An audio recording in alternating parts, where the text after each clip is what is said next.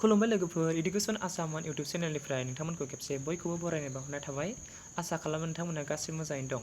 लोगोफोर नोंथांमोननि सेराव दिनैबो मोनसे गोदान भिडिअ लानानै फैलायबाय स' लोगोफोर नोंथांमोना भिडिअखौ स्किप खालामालासिनो मोजाङै जोबजासिम नायलांबानो जाबाय बेयाव दं माखासे मोस्ट इम्परटेन्ट कुइसन एन्सार आरो माखासे मोस्ट रिलेटेड कमन एन्सार कुइसनफोरखौ लानानैसो दिनै नोंथांमोननि सेराव आं स्पेसियेलि दिनैनि बे भिडिअखौबो लाबोनाय जादों स' लोगोफोर नोंथांमोना मोजाङै जोबजासिम नायलांबानो जाबाय आरो लोगोसे नोंथाङा भिडिअखौ मोजां मोनदोंबा लाइक कमेन्ट आरो शेयार खालामना होबानो जाबाय आरो लोगोसे नोंथाङा दिनै आंनि चेनेलखौ गिबि खेब नायग्रोजेनदोंबा चेनेलखौ साबस्क्राइब खालामनानै होबानो जाबाय आरो लोगोसे खाथियाव थानाय बेल आइकनखौ थुनानै होबानो जाबाय जाहाथे नोंथाङा थाब बयनिख्रुइबो गोदान इनफरमेसनफोरखौ मोननो हायो स' लोगोफोर फैदो बिदिब्ला दिनैनि भिडिअखौ स्टार्ट खालामसै दिनैनि फार्स्ट कुइसनाव दङ जोंहा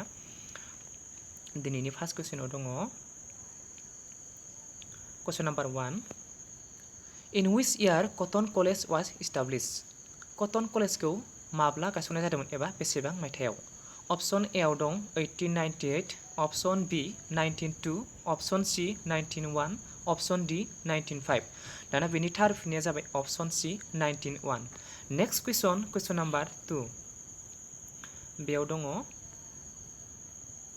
Which Assamese writer is also known उपनिष सम्राट सोर एसामिस लिरगिरिखौ उपनिष सम्राट होनना मिन्थिनाय जायो अप्शन ए आव दं Sarat Chandra Goswami option B Rajanikanta Bordoloi option C आव दङ जोंहा लक्ष्मीनाथ बेजबरुवा अप्शन डी कृष्णकान्त दाना बेनि थार फिननाया जाबाय जोंहा option B Rajanikanta Bordoloi next question number 3 the first mobile theatre in Assam is आसामनि गिबिसिन मबाइल थिएटारा मा अप्शन ए आव दं Natraj theatre option B Suradevi theatre option C Abahan theatre option D Kohinoor theatre दाना बेनि थार फिननाया जाबाय option D Kohinoor theatre next question number 4 first Assamese colour film was एसामिसनि गिबि गाबारि सावथुना मा एबा मामोन अप्शन ए आव दं दुरुनि रं अप्शन बी पिअलि फुकन अप्शन सी आव दङ जोंहा रङा पुलिस अप्शन डी भाइटि दाना बेनि थार फिननाया जाबाय option D भाइटि next question number 5 बेयाव दङ जोंहा मा होनदो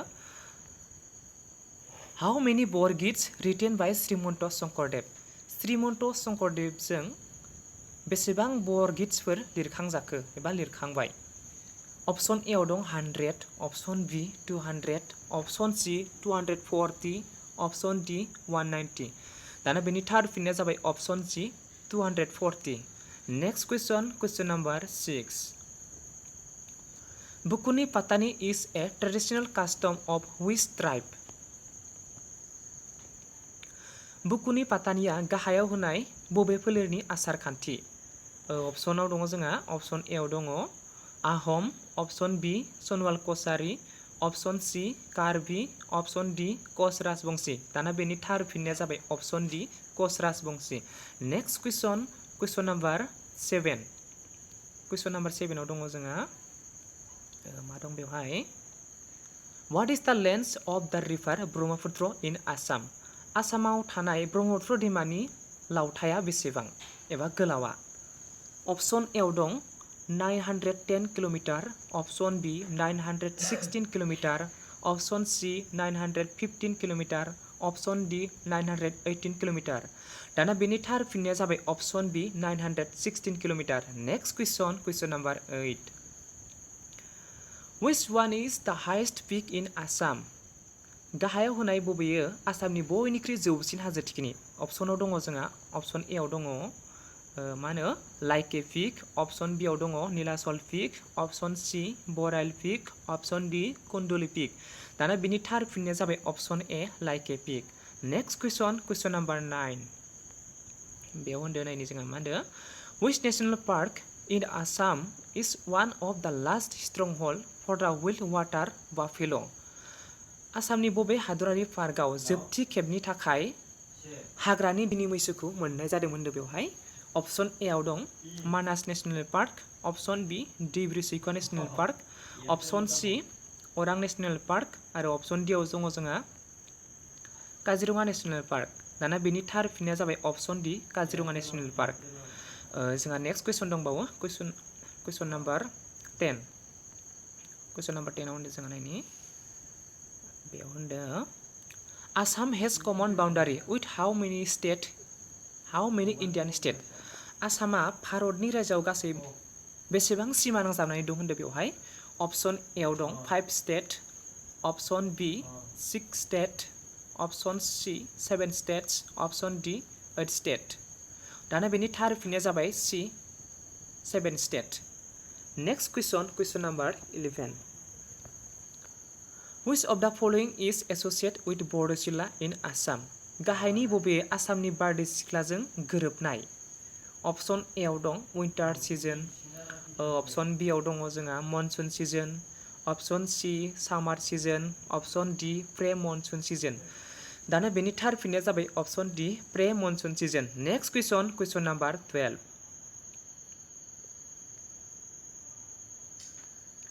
which one is the first film where Bhupen Hazarika sings as playback singer गाहायाव होनाय बबे फिल्माव भुपेन हाजरिकाया गिबिसिन मेथाइ रोजाबग्रोदोंमोन ऑप्शन ए आव दं Joymoti option B Siraj option C Indramalati option D Piyoli Phukan दाना बेनि थार फिननाया जाबाय option C Indramalati next question number 13 बेयाव होनदों in which year Assamese film Haldia सराय बाउथान खाय wins the silver and bronze leopard award in Locarno International Film Festival बेसेबां मायथाइयाव एसामिस फिल्म हालदिया सराय बाउदान खाय सिलभार आरो ब्रन्ज लिउपार्ड एवार्ड इंटरनेशनल फिल्म फेस्टिवलाव देरहासार जानो हादोंमोन बेसेबां मायथाइयाव होनदों बेवहाय ऑप्शनफोरखौ नायनि जों सिङाव ऑप्शन ए आव दं 1987 ऑप्शन बी आव दं 1988 ऑप्शन सी 1989 ऑप्शन डी 1990 दाना बेनि थार फिननाया जाबाय ऑप्शन बी 1988 नेक्स्ट question number 14 बेयाव दं Sankardev had established the first नामकर at Sankardeva गिबियाव बबेयाव नामखरखौ गायसनग्रोजेनदोंमोन ऑप्शन ए आव दङ जोंहा नारायणपुर ऑप्शन बी आव दङ जोंहा Patbausi option C Barduwa option D Majuli दाना बेनि थार फिननाया जाबाय option C Barduwa next question number 15 question number 15 आव दङ जोंहा Assamese cinema industry is also known as Assamese फिल्मनि दारिमिनखौ मा होननानै मिथिनाय जायो ऑप्शन ए आव दं Hollywood option B Tollywood option C Jollywood option D Bollywood दाना बेनि थार फिननाया जाबाय option C Jollywood next question number 16 who is also known as Kalaguru of Assam सोरखौ आसामनि कलागुरु होननानै मिथिनाय जायो ऑप्शन ए आव दं पार्वती प्रसाद बरुआ ऑप्शन बी आव दङ Bishnu Prasad Rabha option C Bhupen Hazarika option D Jyoti Prasad Agarwala दाना बेनि थार फिननाया जाबाय option B Bishnu Prasad Rabha next question number 17 question number 17 आव दङ जोंहा during whom region was the battle of Saraighat fought सोर राजानि खुंथाय समाव सरायघाटनि दावहाया जादोंमन ऑप्शन ए आव दङ Jaydhwaj Singha option B Shiva Singha option C Pramod Singha option D Udayaditya Singha दाना बेनि थार फिननाया जाबाय option D Udayaditya Singha next question number 18 question number 18 आव दङ जोंहा The first Assamese daily newspaper Baturi was published from एसामिसनि गिबि रादाब बिलाइ सानफ्रोमबोनि रादाब बिलाइ बातरिखौ माब्ला फोसावग्रोनाय जादोंमोन एबा बबेयाव फोसावग्रोजेननाय जादोंमोन होनदों ऑप्शन ए आव दं Sivasagar option B Jorhat option C Tinsukia option D Dibrugarh दाना बेनि थार फिननाया जाबाय option B Jorhat next question number 19 which one of the following is the first private college in Assam गाहायाव होनाय बबे आसामनि गिबिसिन प्राइभेट कलेज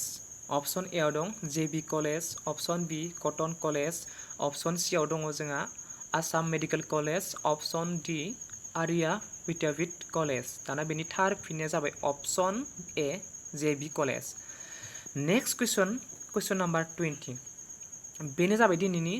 लास्ट क्वेश्चन एबा जोबथि क्वेश्चन मा होनदों बेवहाय From which year All India Radio AIR started operation in Assam? आसामाव माब्ला All India Radio AIR मेथाइ रोजाबनाय हाबाफारिखौ जागायग्रोजेननाय जादोंमोन बेसेबां मायथाइयाव होनना बुंदों बेवहाय अप्शन ए आव दङ 1947 अप्शन बी 1948 अप्शन सी 1949 अप्शन डी 1950 दाना बेनि थार फिननाया जाबाय अप्शन बी 1948 स' लोगोफोर दिनैनि कुइसना बेखिनियानोमोन नेक्स्ट लोगो मोनफिनगोन